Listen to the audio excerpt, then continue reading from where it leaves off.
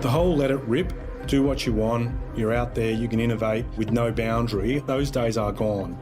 The days of self-regulation are gone. Today, the government laid out its plan to tackle AI's rampant rise. At stake, It's predicted that using AI and automation could generate up to $600 billion a year for Australia's GDP by 2030. but there's a roadblock: us.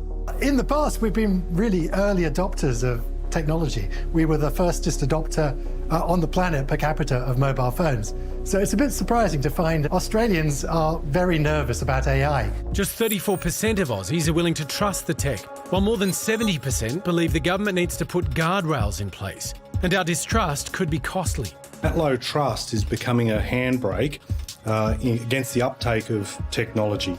And that's something we've got to confront. So the government is proposing a risk-based approach, introducing voluntary measures like labels and watermarks on AI-generated content for low-risk AI. We want to get the benefits of AI while also shoring up and fencing off the risks. While imposing mandatory rules such as independent testing and audits for high-risk products like self-driving cars. There are a number of high-risk applications that are starting to arrive, whether it's being used to help make sentencing decisions in courts, to decide welfare payments, or to decide what insurance premiums you get.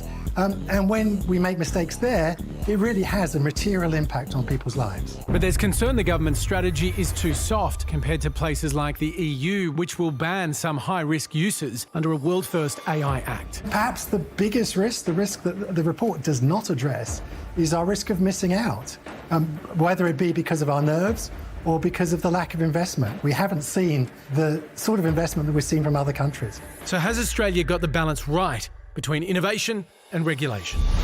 Dr. Katrina Wallace is the founder of Responsible Metaverse Alliance, an organisation dedicated to the responsible development of technology. Katrina, if the robots are coming to get us, is this plan really going to keep us safe? Not really. No, it's not. It's a step. It's a step in the right direction. But at this stage, with the minister's announcement today, we see that there are still only considerations. Largely, the code looks like it would be a voluntary type of regulation. There's no budget mentioned. And unlike the EU AI Act, which talks about 4 risk categories, the Australian government is only talking about 1 risk category. Katrina, it feels like there's dollar signs in the eyes here potentially, because the government, they're trying to maybe protect the $600 billion a year that they say AI will bring into Australia. Are they doing the right thing?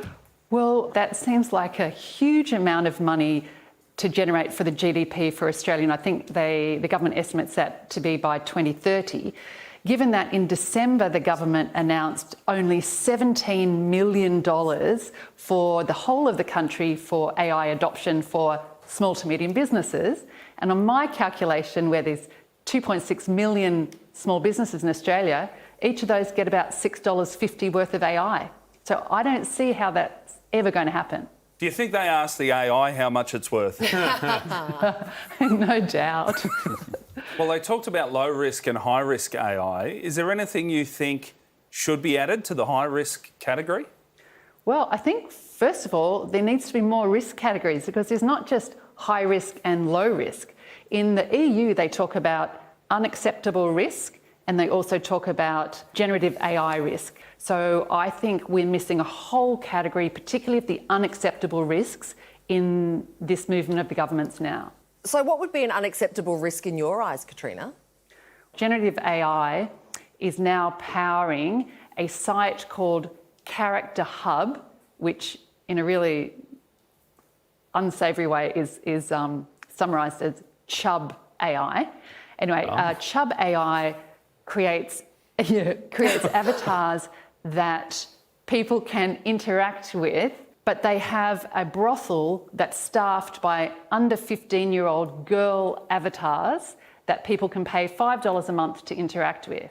So to me, anything that poses a risk to child safety should be looked at under this regulation. What about things like fake images, fake content that is generated by AI? My understanding with this code, that's considered low risk, but isn't that actually potentially incredibly dangerous for democracy, for example? Right, completely agree. Yes, that would be in the unacceptable risk category. Misinformation, disinformation, deep fakes, organised terrorism using AI, organised crime, all of these should be addressed as government steps into looking at regulating in AI. Brave New World. Dr. Katrina, thanks so much for speaking with us. It's a pleasure.